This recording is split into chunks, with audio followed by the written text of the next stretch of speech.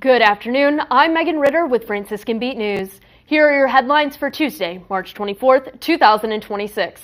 The National Transportation Safety Board says a crucial runway warning system failed to alert controllers before Sunday night's deadly collision at LaGuardia Airport because the Port Authority fire truck involved did not have a required transponder, according to AP News. NTSB Chair Jennifer Hamady says the system couldn't detect the truck as it crossed the runway, just seconds before an Air Canada Express jet touched down. She added that while transponders aren't currently required for airport vehicles, they should be, so controllers always know what's moving across the airfield. The jet carrying more than 70 people slammed into the truck while landing, killing the pilot and co-pilot and injuring several passengers. A flight attendant survived after being thrown from the plane while still strapped into her seat. Investigators are still working to determine whether the firefighters heard the tower's last-second warnings and whether they tried to brake or avoid the aircraft. The NTSB has not yet interviewed the truck's crew or reviewed the flight data recorder. The crash happened as controllers were also handling an emergency involving another plane. Hamady cautioned against placing blame too early, noting the heavy workload in the tower. One controller had cleared the truck to cross the runway just 20 seconds before impact, when the plane was already about 100 feet above the ground. The runway remains closed and delays continue as investigators sift through debris and examine the recorders. LaGuardia saw roughly a quarter of its flights canceled today. This is the first fatal crash at LaGuardia in 34 years. Nearly 200 fire departments across Ohio are getting a major funding boost.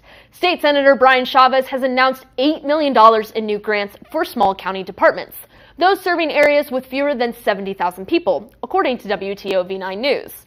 Chavez says the push came after he learned Ohio does not provide regular state funding for volunteer fire departments. Last year, officials secured one-time money through the capital budget.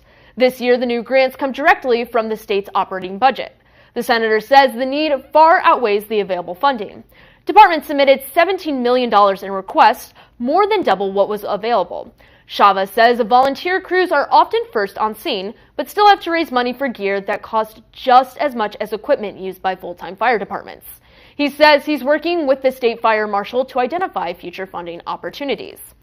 Franciscan University of Steubenville is hosting a Night of Joy on Thursday, April 9th. The event runs from 7 to 9 p.m. Eastern in the Pope St. Paul VI Event Center and is free to attend. Held during the octave of Easter, the evening is designed to help guests enter more deeply into the joy of the resurrection. University President Father Dave Pavanka will lead the night with talks, worship, and prayer, highlighting the lasting joys Christians find in Jesus' victory over sin and death. The event will also feature Eucharistic adoration led by Father Jonathan St. Andre and worship music from international country artist John Paul von Arx. Night of Joy is sponsored by Steubenville Conferences and will be available both in person and via live stream. Registration is free. And now for your weather. Today, expect showers this morning and early afternoon with temperatures reaching the upper 50s. It'll be rainy and breezy at times, so plan to stay dry if you're out and about.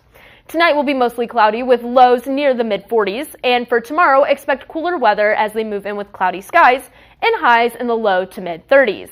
Winds from the northwest will make it feel brisk, and there's a chance of snow showers in the evening as temperatures dip into the low 20s overnight. That is all I have for you today with this Franciscan Beat News Brief. We will see you tomorrow. Good night and God bless.